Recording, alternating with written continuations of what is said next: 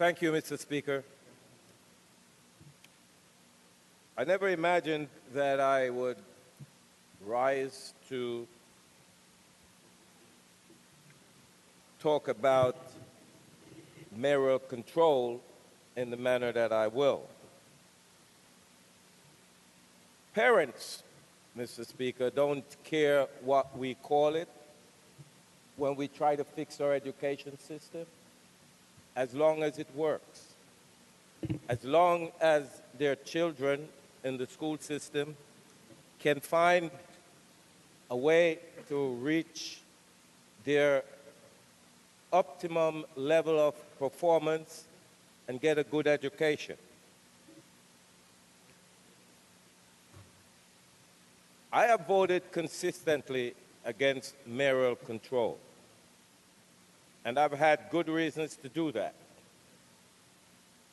Because we took a chance with a mayor who came here to Albany and made all kinds of promises, and we were all so desperate for a fix. So we tried billionaire Bloomberg's approach, and he got what he asked for. Today we are faced with a big choice, and I have served in this House. This is my 24th year. I have served in community positions of leadership.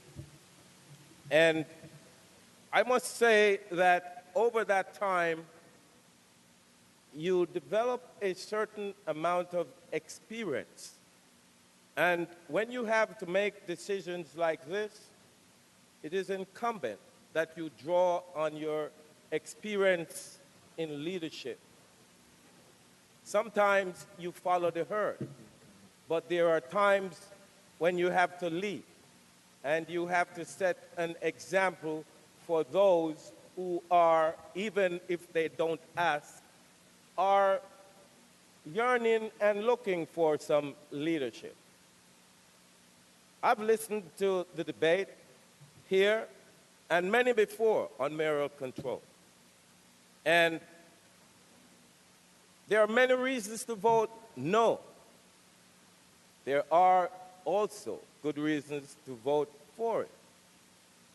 My consistent no vote make it easy for me today to vote no. It's tough for me to change my mind without some real conviction. I am swayed, I am influenced, I am tempted to vote no. But is that a prudent thing for me to do under the circumstances? We have a mayor in City Hall, a Democratic mayor, first time in about 20 years, who is trying his best to take hold and fix a system that he inherited that was all messed up. And he was up here a few days ago at a hearing by the other house. They gave him a pretty rough time. He's supposed to come back. And I expect he'll also get a rough time. We took a chance with a Republican mayor. This mayor is not Michael Bloomberg. This mayor has a totally different approach to education. As a matter of fact, I strongly believe and I'm convinced that were he not hamstrung by legislation that we passed shortly after he took office that forced him into certain positions that he has to comply with because of the law as far as charter schools and regular public schools go, he would have been able to go on a whole different course.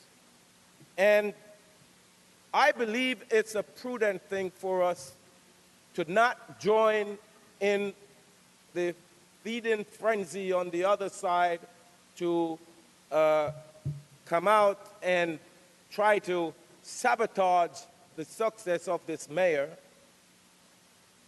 and hamstrung him by not allowing him an opportunity to provide the leadership that he has promised. And I think that's what we will do if we yield to the temptation to be consistent and persistent and stick with a position that is not necessarily the right position at this time. If we took a chance with Michael Bloomberg, I think that it is prudent and it is wise and it is a good thing to do to take a chance with a Democratic mayor. And some people might feel sensitive about me using the word a Democratic mayor. What I mean is a mayor elected by a whole lot of Democrats coming out in the city and putting them in office, so we had change. Well, we can't see the change unless we give them a chance. And I think that we have an opportunity to not join with the other side that is intent on blocking an opportunity for success. And let's give them a chance. 1 year, 2 years, 3 years, whatever. But we have to give him a chance. I don't like the problem of mayoral control with no checks and balances. I've discussed that with the mayor. I don't like it. I have a very big problem with that. And most of us do. And as difficult as it is to get this through both houses, we may have some leverage to do some tweaking of the mayoral control law when we get this done eventually. But I'd like to encourage my colleagues to do the right thing today, and let's give this mayor a chance. He shouldn't fail because we put him in a position that he cannot succeed. He shouldn't fail because we are so stuck in this position and we don't know when to move the cheese.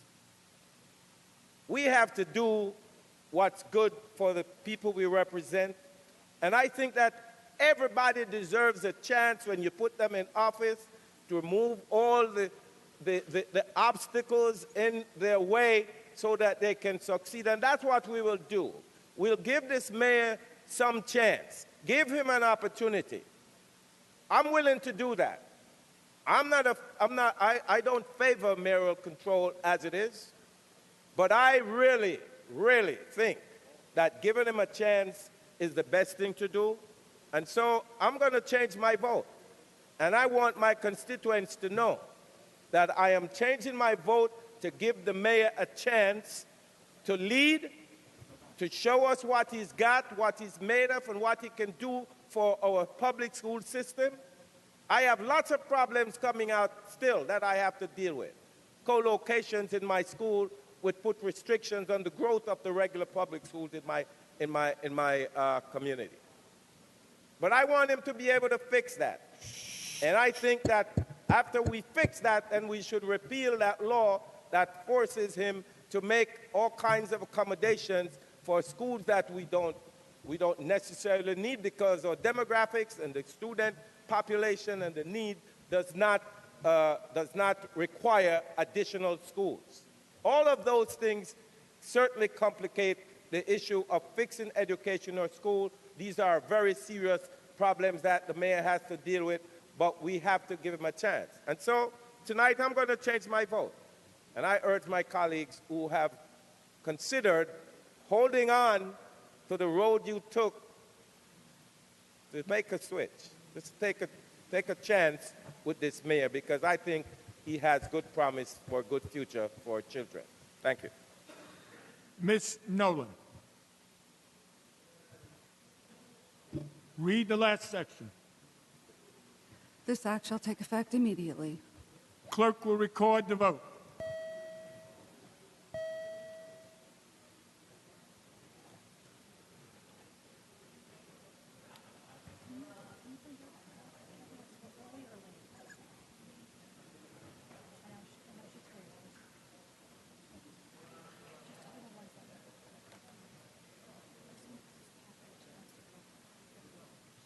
To explain.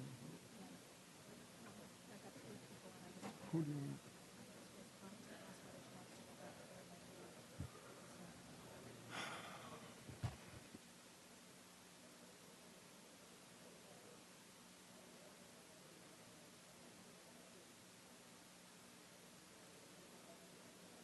Mr. Colton to explain his vote.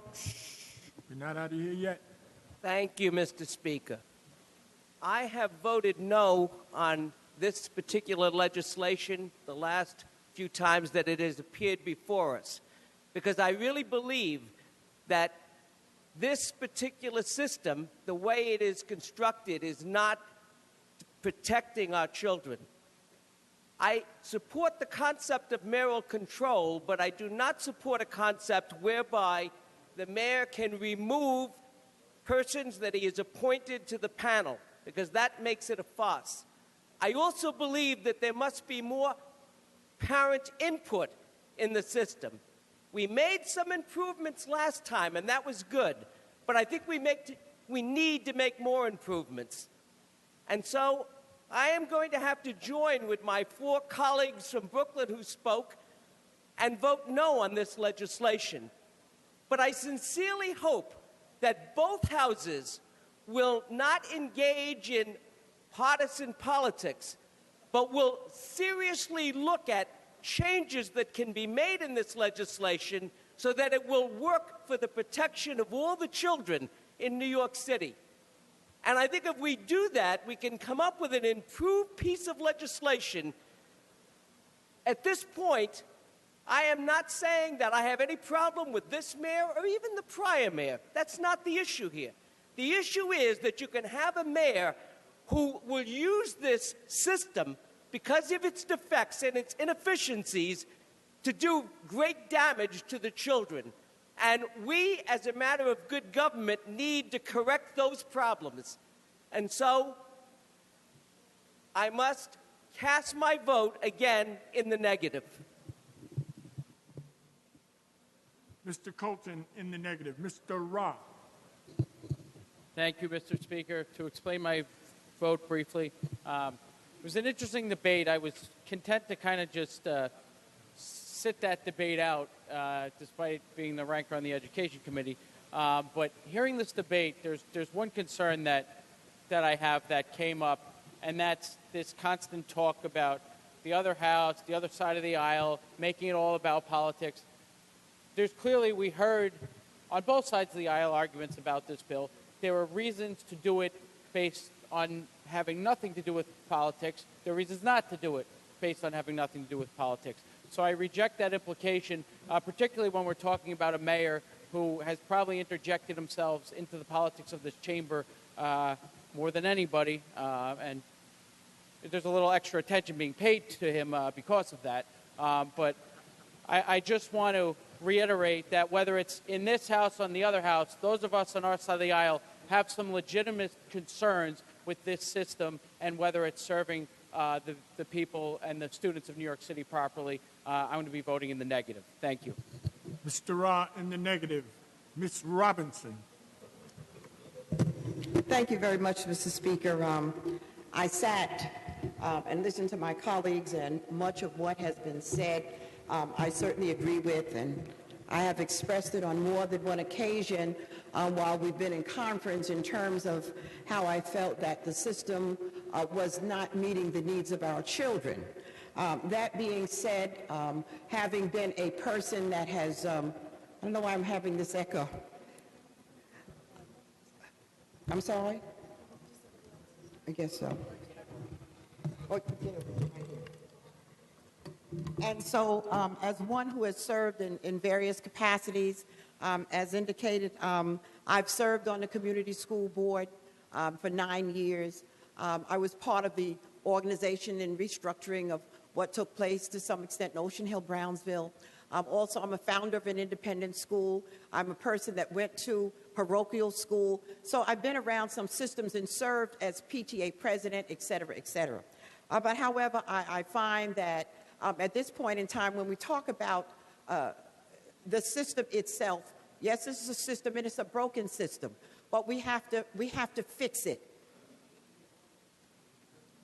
We have to fix it so that our children have a system that's going to provide them with the kind of education that they need to be able to be successful in this society. Having said that, in terms of this system being broken, we cannot take the system as our children are going through it and say, we're not going to fix this anymore. As it has been expressed, we've talked about a commission. I certainly agree with that. But we cannot take in the middle of this system and say that we're going to not fix it. So I'm suggesting at this particular point in time that there are many that have expressed that they did not want to vote on this legislation, but I am going to vote yes this evening because I'm looking forward to us fixing this system, and I think the people within this body have the opportunity to do that, and I know that they want to do it. And so I'm voting yes on this legislation this evening so that we can fix this system and make it work for our children. Thank you.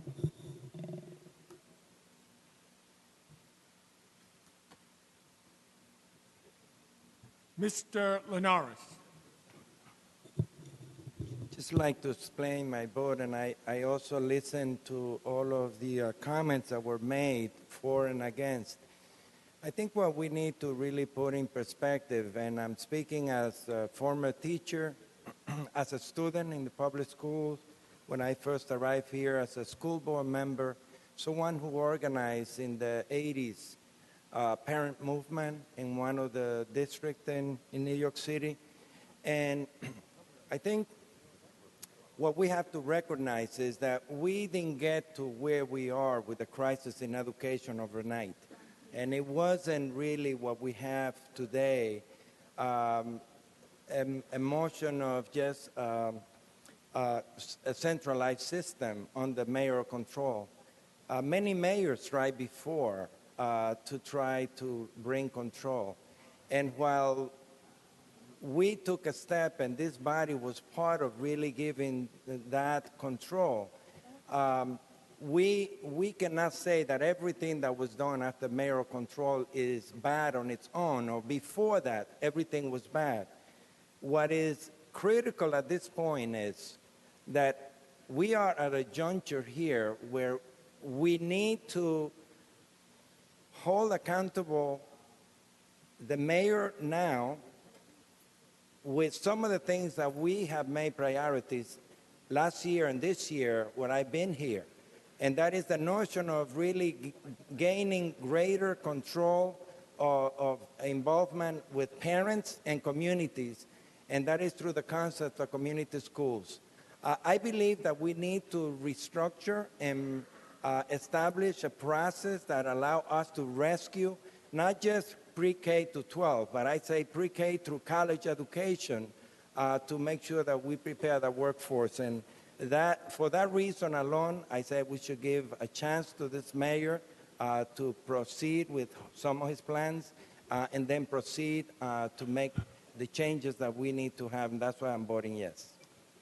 Thank you, sir. Mr. Linares in the affirmative. Mr. Rivera. Thank you, Mr. Speaker. I believe the year was 2002. I was already, once again, a member of this great body of ours. And I recall when this issue came up under Michael Bloomberg, I recall I voted no then because I didn't believe that it was going to work. I recall how, as we were barely debating, I recall the amount of people that were here then and are still here today, even my brother Morelli, how they were all united and jumping up and down in voting yes. Now, it breaks my heart that what is happening, I believe, there are two influential and powerful people watching what's happening here today. One is on the second floor, and one is somewhere in the city of New York. I hope that the problem we really have today goes to those two individuals, and they got to understand that they got to jump into this because it's about educating children. Now, I'm going to tell you, reluctantly, I'm going to vote yes. But you know why? Because how can I vote no after I sat and we sat as a caucus with the mayor and we believe him about educating our children and coming up with pre-K for our children. So how can I vote yes on that and no on this? We just got to figure out a way that the mayor's listening and listening very careful to what each and every one of us said. There might not be another time. Let's sit down as responsible people that we are. This is about children, our children, and let's take care of this, fix it whichever way and that we need to fix it. So I'm going to vote yes on this one, and I hope that when we come back, it's fixed. Mr. Rivera in the affirmative. Ms. Simon. Thank you, Mr. Speaker. I rise to explain my vote. I am not a fan of mayoral control. I was not a fan of mayoral control before. However, voting no and defeating mayoral control, this particular bill, would leave us with no system. And no system is not better than a system we don't like. I absolutely support the notion of a commission. I think it needs to be more than 1 year. I think we really need to look at what is a system that might actually work. And we don't really have a basis for mayoral control, and we don't have a basis for not having mayoral control. We need to really seriously look at these issues. And I hope that we as a body do that very soon. Thank you. Ms. Simon in the affirmative. Ms. Nolan. Thank you, Mr. Speaker, and my colleagues. Just to explain my vote, the only way I can advocate is to talk, or the way I prefer to advocate is to talk about my personal life and my personal experience as a parent. I think it is valuable. It's true that anecdotes don't make a case, but I think we can make a case for mayoral control, certainly not based on my personal experience, but on the facts. And the facts are, under mayoral control, we have extended after school to middle schools all over this city. It was completely uneven, often based on who you knew, not what you knew. We have extended algebra to be available to every 8th grader in this city so that they have a shot at getting further ahead on the high school track. Again, something that was very, only Manhattan schools, God forgive me, I don't want my Manhattan colleagues mad now, but it seemed like only the Manhattan schools offered that. It was wrong, shouldn't have happened, but under community control, you had that type of unevenness. In addition, we've been able, under Mayor de Blasio, yes, this mayor's leadership, to implement an extensive pre-K program that has now served thousands, tens of thousands of youngsters in every neighborhood of this city, with a quality component that means that children in a wealthier neighborhood are not getting a better program than children in a neighborhood that perhaps people aren't making as much. We have done, we in the legislature, because we fund it, we are not professional educators, we are not experts. Some may have some background and expertise, and I congratulate them for it. We do the best we can here with limited choices. The reality is what is best with the choices we have in front of us. I hope that members will vote yes on this bill because it will continue the progress we are making in our city, not test scores, I never care about that, but in graduation rates, yes, solid graduation rates, and in equalization of services like the pre-K and the middle school. On behalf of our children, I vote in the affirmative. Thank you. Ms. Nolan in the affirmative. Are there any other votes? Announce the results. Ayes 89, noes 43. The bill is passed.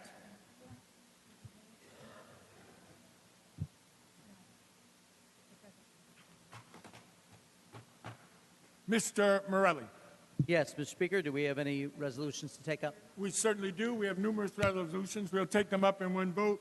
On the resolutions, all those in favor signify by saying aye. Aye. Opposed, no. Resolutions are adopted. Sir.